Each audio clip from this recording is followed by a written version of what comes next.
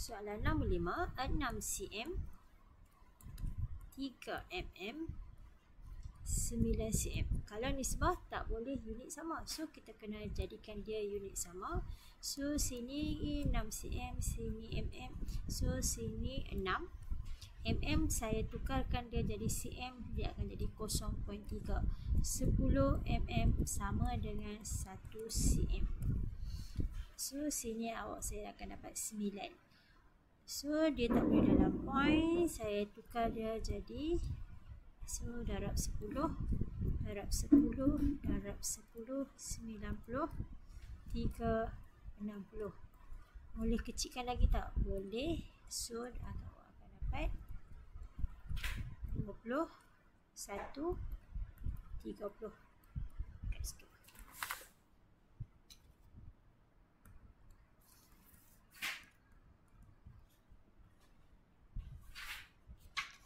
K2, sin dan rm.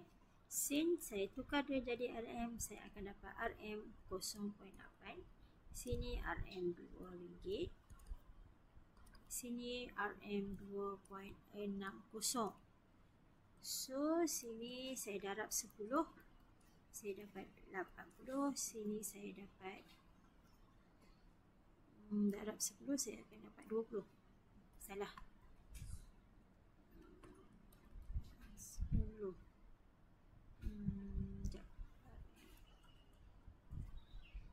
10 saya akan dapat 8. Sini saya darab 10, saya dapat 20. Sini saya darab dengan 10, saya dapat 26. So saya kecilkan dia, saya akan dapat sini 4, sini 5.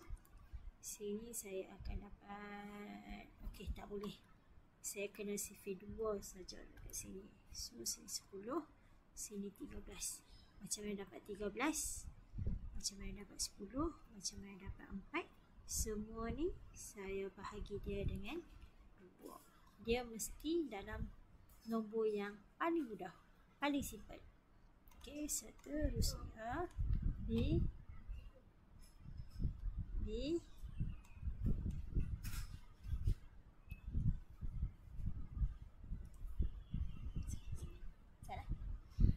seterusnya sini P, sini Q, sini 5, sini 12.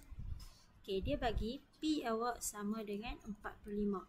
Macam mana 5 ni dapat 45? Awak darab dengan 9. Maka sini pun awak darab dengan 9, awak akan dapat berapa?